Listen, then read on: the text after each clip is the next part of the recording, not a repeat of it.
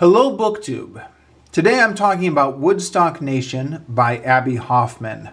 And if it isn't already obvious from the title and the cover, this is a book from the 1960s.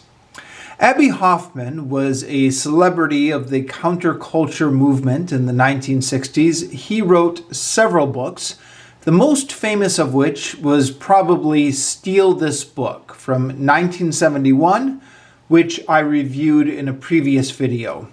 In that video, I talked more at length about my relationship with Abbie Hoffman, and I'm not going to repeat all that again. You can go watch that video if you're interested.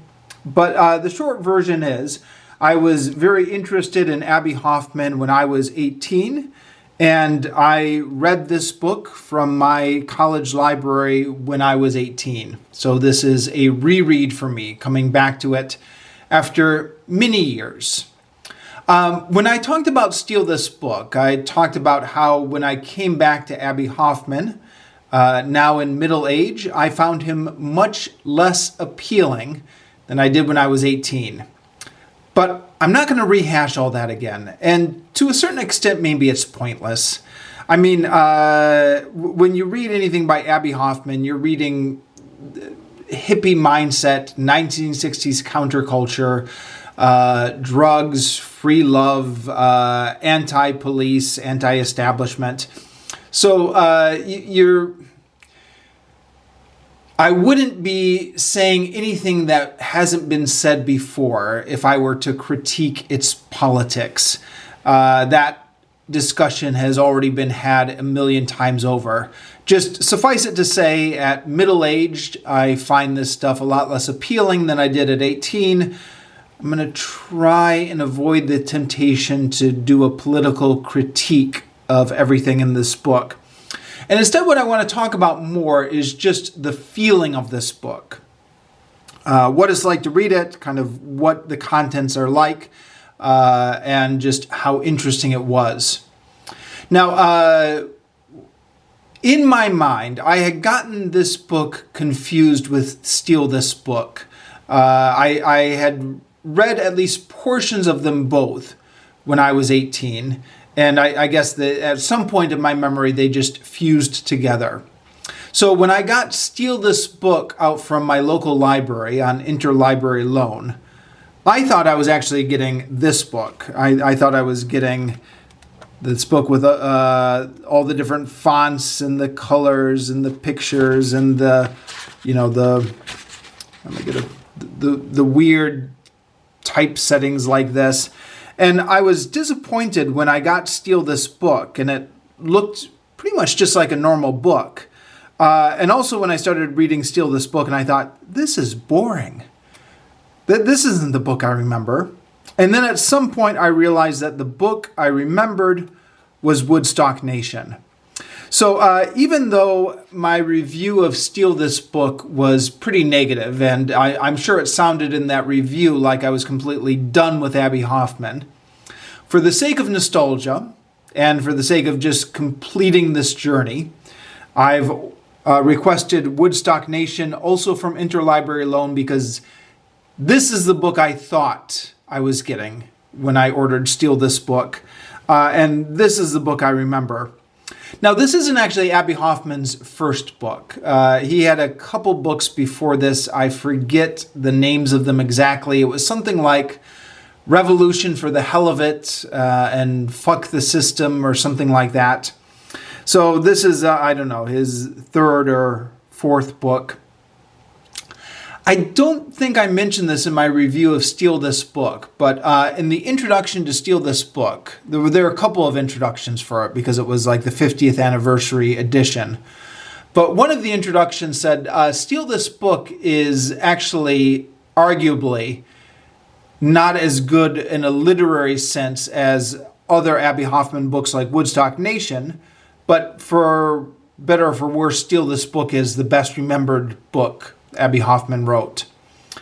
And rereading Woodstock Nation, I totally agree with that. This is much better than Steal This Book, at least purely from a readability level. I mean, it's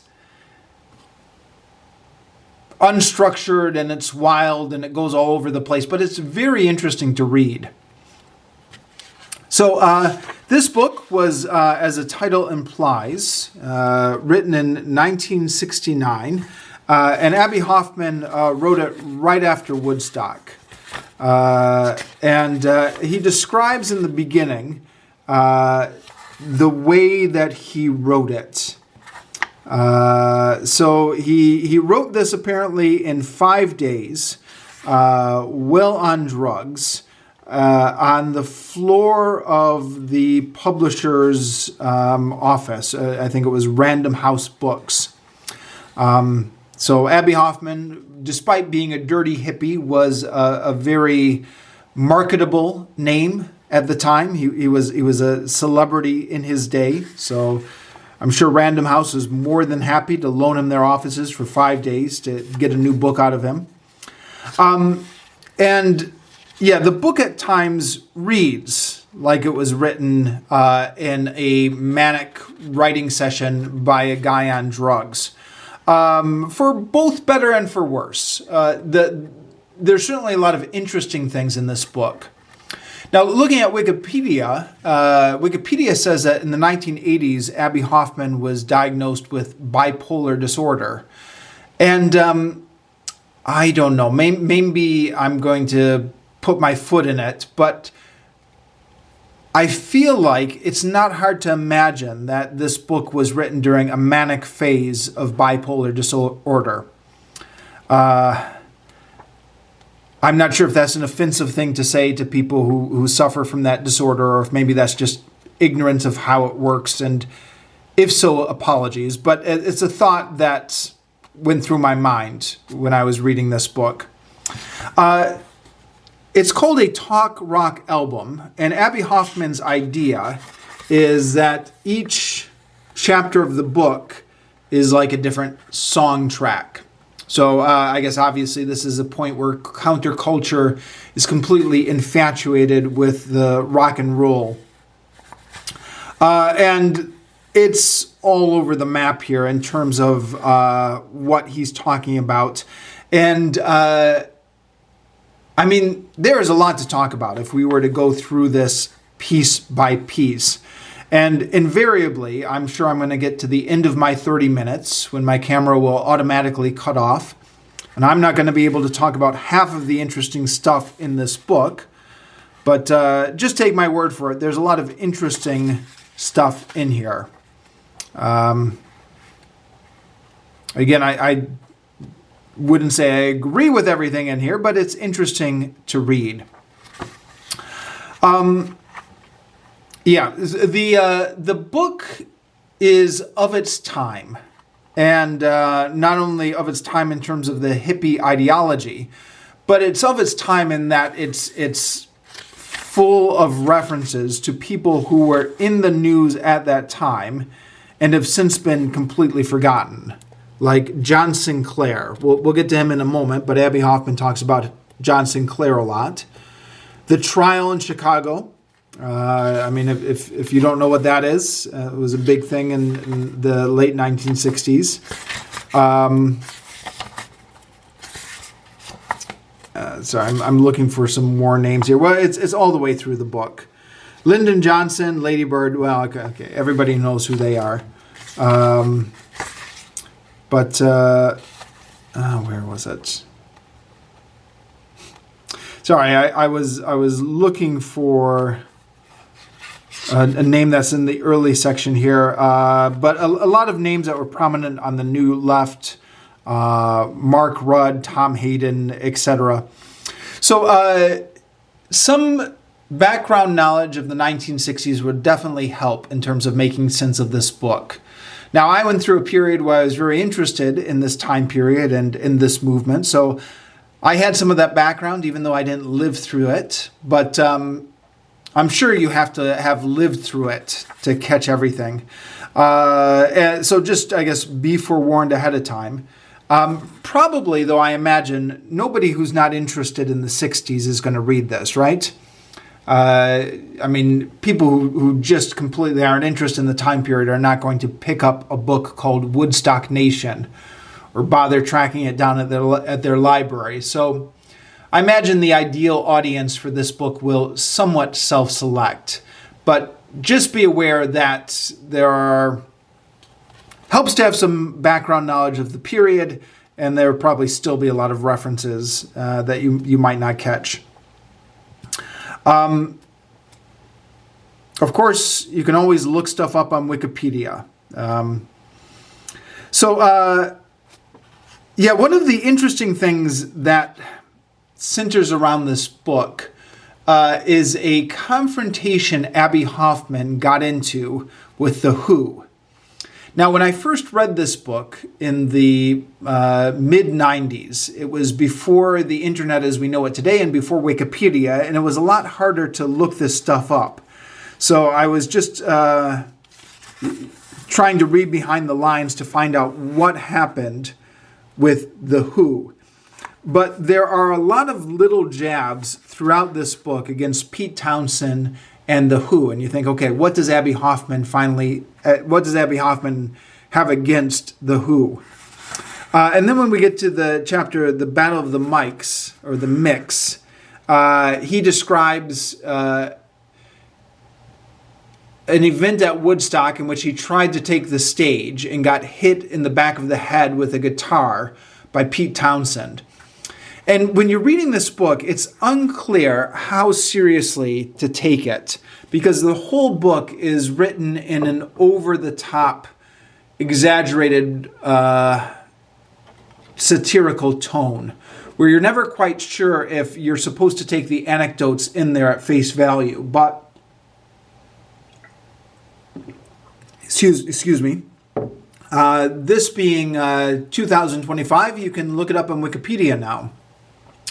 And Wikipedia will tell you all about that incident. Apparently, there really was an incident when Abbie Hoffman took the stage at Woodstock to say that he thought it was unfair that everyone was out here grooving to the music, forgetting about John Sinclair, who was rotting in prison. And then Pete Townshend chased him off the stage. Apparently the descriptions vary depending on who you talk to, whether Abbie Hoffman got pushed off or hit in the head with a guitar or something like that. But there definitely was a confrontation between them. What's interesting about this is that none of it was captured on film because it took place during a camera change. So I guess there were cameras going at Woodstock the whole time, and the footage was later used for Woodstock the movie.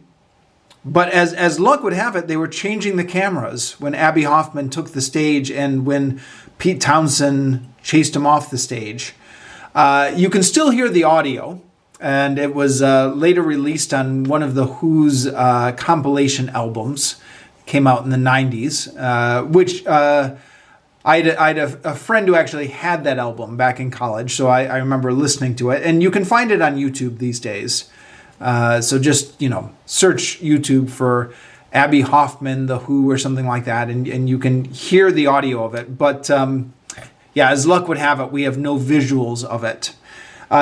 Pity, huh? It would have been a great addition to the Woodstock movie, I'm sure, if they would have only captured it on film. But as luck would have it, it was for a camera change.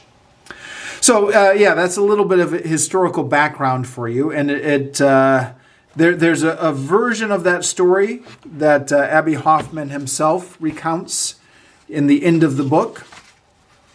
But again, when you're reading this, you're never quite sure how serious to take it. Here's Abbie Hoffman's rendition of it. I lunged forward, grabbed the mic, and shouted out, "Free Johnson!" Crash! Pete Townshend, lead guitarist, had clonked me over the head with his electric guitar, and I crumpled on the stage. Now, if you go listen to the actual audio on YouTube, this is not exactly what he says. I think he says something like, "I think this is a crock of shit. Well, John Sinclair's in prison," or something like that. And then Pete Townshend says, "Get off my fucking stage," or something like that. Again, The visuals are missing, but you can listen to the audio. Now I guess the next question is, who is John Sinclair? So again, this is where maybe some background knowledge of the period helps a little bit to decipher this book. You can also look it up on Wikipedia.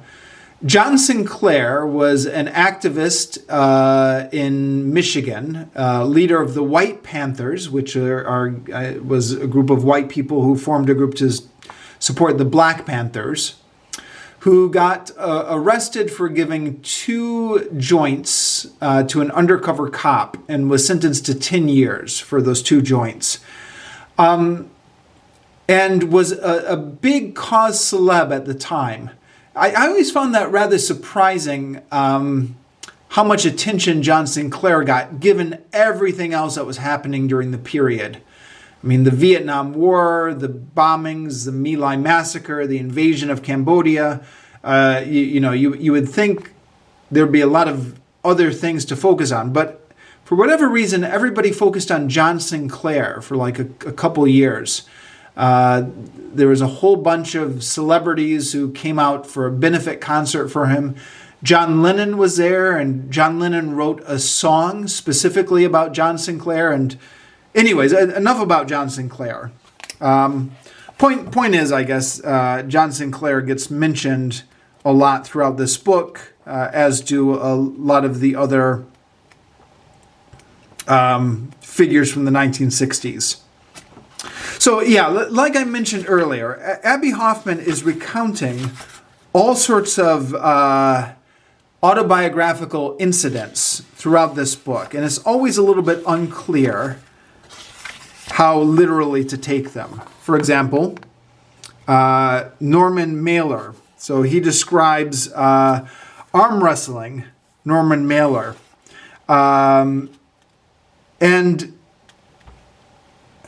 Yeah, I don't know. Did he actually go and arm wrestle Norman Mailer? I've done a Google search for this, Abbie Hoffman, Norman Mailer, to see what shows up. And what shows up actually on the Google search is that Norman Mailer, I guess, wrote the introduction or the foreword to Abbie Hoffman's 2 previous books. Which surprised me. I didn't know that. But I guess, like I said, Abbie Hoffman was a big celebrity in his day. So I guess Norman Mailer did not feel it beneath his talents to lend his name to Abbie Hoffman's books. But yeah, he describes all these conversations he has with Norman Mailer and Norman Mailer's people, and you're like, did any of this actually happen? Did something like this happen? And the whole book is like that. There's a whole lot of stuff mentioned in here. He's got a chapter on Elvis Presley in which he talks about what a big influence Elvis Presley was on him. I guess this is really getting into baby boomer cliches. But yeah, I guess Elvis Presley was a big influence on that generation. Even though Abbie Hoffman is well aware of the fact that Elvis Presley was a culture vulture. I guess, but by 1969, maybe Elvis Presley wasn't as cool as he used to be. Yeah.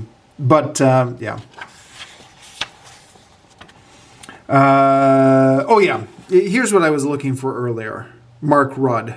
So he was a big figure in the New Left at the time. And the types of names that are getting dropped here. And speaking of the New Left at the time, Abbie Hoffman, where is it?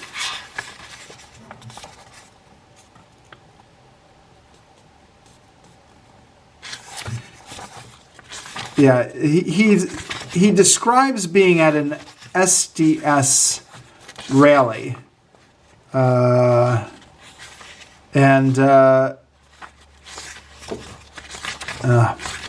Did I go past it already? Sorry, I'm having trouble. Here we go. So Abbie Hoffman is very cynical of what he calls the new left, even though I guess nowadays a lot of people lump Abbie Hoffman in with the new left. But he describes being at an SDS rally. So the SDS were Students for a Democratic Society, which was the big student organizing group in the 1960s. And at the end of the 1960s, they fractured. Because they got infiltrated and taken over by the Maoist group, Progressive Labor Party.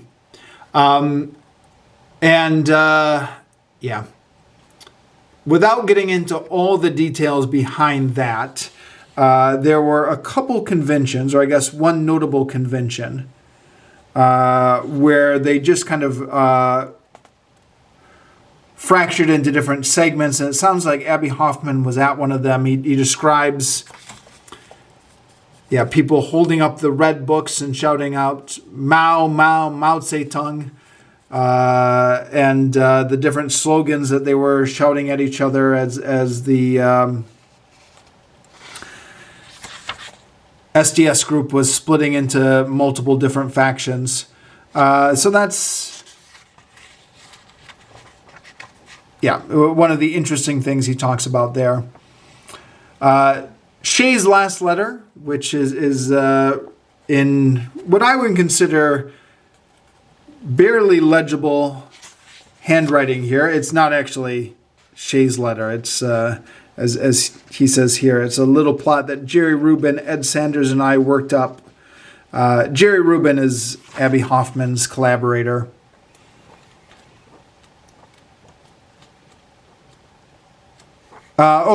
Sorry, I briefly lost my train of thought. But the other thing that he talks about is going to the various rallies he went to. And then he gets recruited to go to a very small college, very small conservative college, where one of the popular teachers is getting thrown out. A couple of student organizers recruit him. And he talks about what a difference it is after going from the big liberal schools to the small conservative school. And he, somewhat surprisingly, seems to be kind of pro the small conservative school. Or at least he thinks that there's more going on there in terms of the struggle. And he thinks that the students at the big liberal schools where the faculty is already giving them everything that they demand aren't learning how to struggle and are getting, not sharpening their skills maybe. As always, when you read these things, you have to wonder how much of this is exaggerated, how much of this is true, but it's interesting to read. And Abbie Hoffman has a very informal style as he writes through these things, filled in with a lot of sarcasm, a lot of satire, a lot of slang, and a lot of swearing. That again make this interesting to read, if nothing else. Talking about John Sinclair again. And yes, a lot of this book is about Woodstock, lest I forget.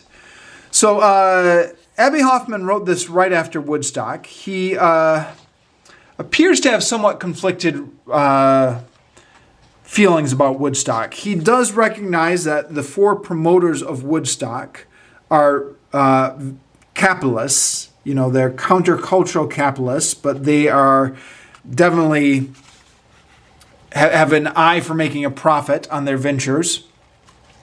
He is wary of the way the rock bands are being turned into celebrities and looked upon as prophets. Although you can't help but feel maybe some of this is fueled by his getting chased off the stage by The Who. But he does feel that the mass amount of counterculture young people who came to Woodstock constitutes their own nation. And he talks about Woodstock Nation. This was also a theme throughout Steal This Book. And I'm guessing it must have originated in Woodstock Nation and then carried over into his subsequent books. I don't know how much of a theme this was in his previous books. I've not read them. But this idea that there are two nations in America. There's Woodstock Nation and then there's Pig Nation. And here, I said I wasn't going to get too much into critiquing Abbie Hoffman's ideas, but here's perhaps a weakness in his ideas, is he is not interested in changing any minds in what he deems Pig Nation. He is just full on out on, I guess, what we would call today tribalism. So he knows who his people are. His people are the people of Woodstock Nation. And he is just talking about how wonderful they are and how awful the rest of America is. And in terms of like reaching out to middle-class America to try and change their minds about the Vietnam War or anything like that, just doesn't seem to be on his radar at all. He just wants to provoke America. That being said, though, before I don't want to finish this video talking only negatively about him. I mean, it does certainly sound like there was a lot of ridiculous laws going on at that time in America, or a lot of ridiculous enforcement of the laws. So he talks about people getting prosecuted for disrespecting the flag, and I guess he got prosecuted for wearing a vest of the American flag when he came to the HUAC committee meetings. So yeah, just these very kind of outdated, very rigid laws that Abbie Hoffman satirizes. You can see he's definitely not in the wrong there. And in terms of the larger issues, he's definitely on the right side of history when it comes to the Vietnam War and the Civil Rights Movement, etc. But I mean, the whole thing, as with Steal This Book, is filled with over-the-top rhetoric about, you know, violence and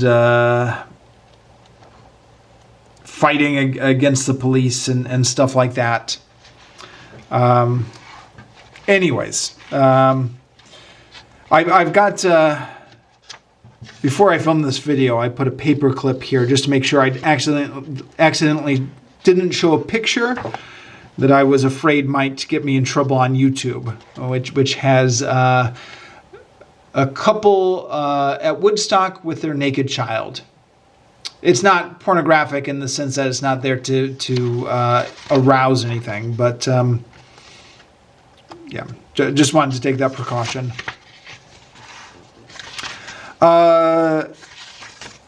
Yeah, and I think maybe I've said most of what I wanted to say about this book without getting into the details about specific chapters. So maybe I'll just finish it here. You're not going to find this book in your bookstores. It should be available on interlibrary loan through your local library. You can also order it on Amazon, so it is possible to track down this book, even though it's been out of print for a long time, I think. Like I said, if you're not interested in the 1960s, don't even bother with this book. But if you're interested in the period, it is an entertaining read. Without getting into a discussion about the legitimacy of the politics or the ideology or any of that, let's just say it's a very entertaining read and leave it at that. Lots of kind of short little bits. Abbie Hoffman already seems to be catering for the TikTok generation, even 50 years ago. So it's a book that caters to short attention spans. Yeah, and I'll finish off here. Thank you, BookTube.